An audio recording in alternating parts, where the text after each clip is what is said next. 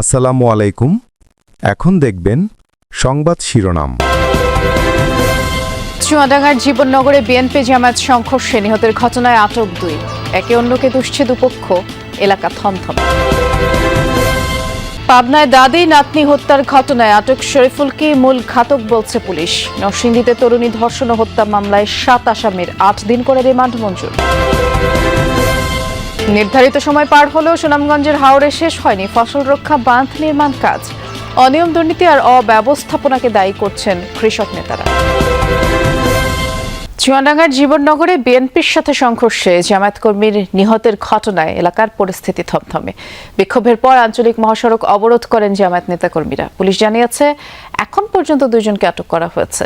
এদিকে নিজ গ্রামে দাফন করা হয়েছে হাফিজুরকে। সংঘর্ষে আহত বাঁকা ইউনিয়ন জামায়াত আমির মফিজুর রহমান এখনও শঙ্কামুক্ত নন বলে জানানো হয়েছে। এলাকার আধিপত্য ও পূর্বশত্রুতার জের গড়িয়েছে রক্তাক্ত সংঘাতে। শনিবার রাতে চুয়াডাঙ্গার জীবননগরের হাছাদা বাজারে বিএনপি জামায়াত কর্মীদের সংঘর্ষে জখম হন দুপক্ষের 6 জন। গুরুতর আহত হাফিজুরকে যশোর থেকে ঢাকার একটি হাসপাতালে নেয়ার পর মারা যান তিনি। নিহতের খবরে জীবননগরে তাৎক্ষণিক বিক্ষোভ মিছিল করেন জামায়াত নেতাকর্মীরা। টায়ার জ্বালিয়ে অবরোধ করেন আঞ্চলিক মহাসড়ক। জড়িতদের দ্রুত আইনের আওতায় আনার দাবি জানান তারা। ইফতার কিনতে যখন আসে ওই ভাস্তেদেরকে এরা মারধর করেছিল। পরে এই হাফিজুর ভাই আর মফিজুর ভাই এরা এসেছিল আসলে কি ঘটনা জানতে, যে কেন গায়ে হাত তুলেছে। এক পর্যায়ে হাফিজুরকে আলাদা মেরেছে, মফিজুরকে আলাদা মেরেছে। বিএনপি নেতা কর্মীদের দ্বারা নৃশংস হত্যাকাণ্ড ঘটেছে। আমরা এই হত্যাকাণ্ডে তীব্র নিন্দা জানাচ্ছি এবং রাষ্ট্রের কাছে একটি দাবি জানাই, এই মৃত ব্যক্তি হাফিজুর রহমান ভাইয়ের মৃত্যুর সঠিক তদন্ত হোক এবং সুষ্ঠু একটি বিচার যেন হয়। শাস্তির দাবিতে আলটিমেটাম দিয়েছেন জেলার জামায়াত নেতারাও। রাজনীতিতে প্রতিযোগিতা থাকবে, কিন্তু রাজনীতিতে প্রতিহিংসা আমরা কোনো অবস্থায় মেনে নিতে চাই না।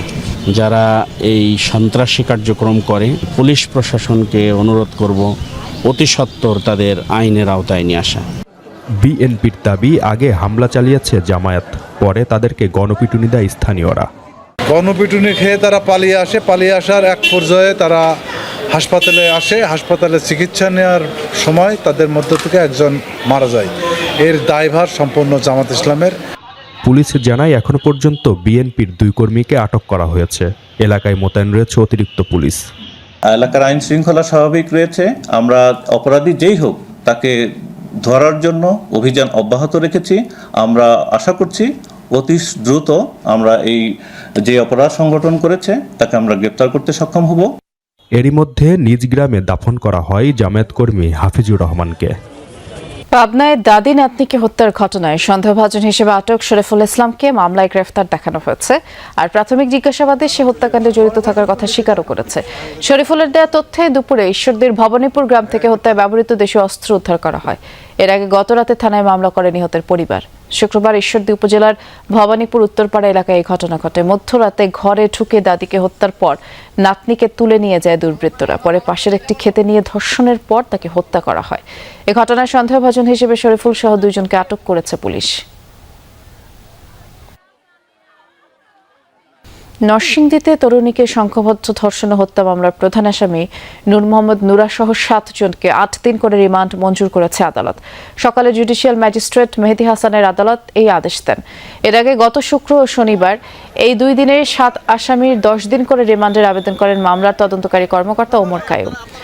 এই মামলায় শুনানিতে আসামি পক্ষের কোনো আইনজীবী অংশ নেননি। সপ্তাহ 2 আগে তরুণীকে সংঘবদ্ধ ধর্ষণ করে 6 জন। পরে গত বুধবার আত্মীয়ের বাড়ি যাওয়ার পথে বাবার কাছ থেকে ওই তরুণীকে তুলে নিয়ে যায় তারা। পরদিন তার মরদেহ উদ্ধার করে পুলিশ। বৃহস্পতিবার 9 জনকে আসামি করে মামলা করে ভুক্তভোগীর পরিবার।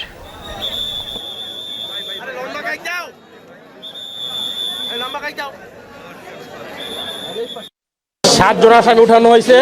10 দিনের রিমান্ড আবেদন করেছিলাম, বিজ্ঞ আদালত সন্তুষ্ট 8 দিনের রিমান্ড মঞ্জুর করেছে। ঠাকুরগাঁওয়ে স্বাস্থ্যসেবা নিশ্চিতে 250 শয্যার জেনারেল হাসপাতালকে 500 শয্যায় উন্নীত করা হবে বলে জানিয়েছেন এলজিআরডি মন্ত্রী মির্জা ফখরুল ইসলাম আলমগীর। সকালে ঠাকুরগাঁও জেনারেল হাসপাতাল পরিদর্শন শেষে মির্জা ফখরুল জানিয়েছেন হাসপাতাল পরিচ্ছন্ন রাখার পাশাপাশি স্বাস্থ্যসেবা নিশ্চিতেও প্রয়োজনীয় ব্যবস্থা নেওয়া হবে। রোগী ও স্বজনদের সুবিধার্থে জেলা প্রশাসন থেকে একটি লিফটের ব্যবস্থা করা হবে বলেও জানান মন্ত্রী। নীতিমালা অনুযায়ী 3 বছরের বেশি একজন ডাক্তার একই কর্মস্থলে থাকতে পারবেন না, কিন্তু ঠাকুরগাঁয়ে 5 থেকে 7 বছর ধরে চিকিৎসকরা রয়েছেন এমন প্রশ্নের জবাবে মির্জা ফখরুল বলেন, ধীরে ধীরে সকল বিষয় ঠিক করা হবে। মানুষ যেন স্বাস্থ্যসেবা পায় সেই বিষয়ে আমরা সবসময় সজাগ থাকবো। আমি সুপারকে বলেছি যে তার যা যা প্রয়োজন ওই যে আমাদের জানান, তাহলে আমরা সেই বিষয়ে আমরা সরকারের তরফ থেকে ব্যবস্থা নিতে পারবো। ডিসি সাহেব জানিয়েছেন তিনি একটা লিফটের ব্যবস্থা করে দেবেন। ইরানে মার্কিন ও ইসরায়েলি হামলার প্রতিবাদে যশোরে বিক্ষোভ কর্মসূচি পালিত হয়েছে। দুপুরে যশোর প্রেস ক্লাবের সামনে এই বিক্ষোভ অনুষ্ঠিত হয়। কর্মসূচিতে বাংলাদেশ বিপ্লবী কমিউনিস্ট লীগের দলীয় নেতাকর্মীরা অংশ নেন। এ সময় উপস্থিত ছিলেন কেন্দ্রীয় পরিচালনা পরিষদের সদস্য ইকবাল কবির জাহিদ সহ জেলা কমিটির অন্যান্য নেতৃবৃন্দ। এ সময় তারা বিভিন্ন স্লোগান দেন এবং ইরানে হামলার তীব্র নিন্দাও জানান। নির্ধারিত সময় পার হলেও সুনামগঞ্জের হাওরে ফসল রক্ষা বাঁধ নির্মাণ কাজ শেষ হয়নি। নীতিমালা অনুযায়ী 28 ফেব্রুয়ারির মধ্যে কাজ শেষ হওয়ার কথা থাকলে অধিকাংশ জায়গায় এখনো মাটি ফেলার কাজই শেষ হয়নি।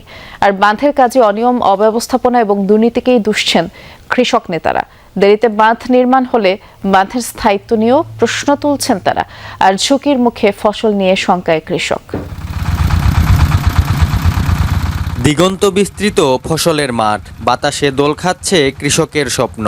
আর কদিন পরই হাওরের বুক জুড়ে থাকা ধান উঠবে কৃষকের গোলায়। তবে এর মাঝেও আছে ফসল হারানোর শঙ্কা।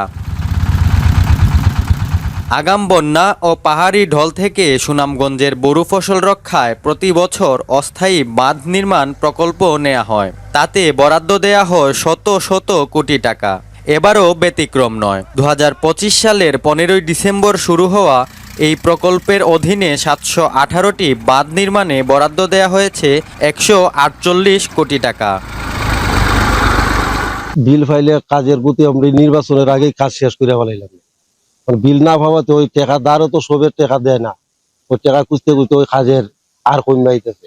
তবে নীতিমালা অনুযায়ী 28 ফেব্রুয়ারির মধ্যে বাঁধের কাজ শেষ হওয়ার নির্দেশনা থাকলেও সম্পূর্ণ হয়নি একটি বাঁধের কাজও। হাওর ঘুরে দেখা যায় কোথাও কেবল শুরু হয়েছে মাটি ফেলার কাজ। এখনও বাকি কম্প্যাকশন, কার্পেটিং, ঘাস লাগানো সহ অন্যান্য আনুষঙ্গিক কাজ। তারা এখানে একটা গাফলতি করার ফলে আজকের এই যে বাঁধের যে অবস্থাটা দেখা যায়, এটা কিন্তু তাদের গাফলাতির ফলে। অনেক কাজ তো বাকি রয়ে গেছে, দুবরা লাগানি, তরমুজ দেওয়া, আর ফিনিশিং করা। ঘরে লাগাইব, খরানো ফাগলো নাই, খরানো একটা দুবার টিত্ত নামাই দেবো। হ্যাঁ তো সমস্যা নাই, বিলুড়াই পাবো দেবো। বাঁধের কাজ বিলম্ব হওয়ার জন্য অনিয়ম, অব্যবস্থাপনা আর দুর্নীতিকে দুষছেন কৃষক নেতারা।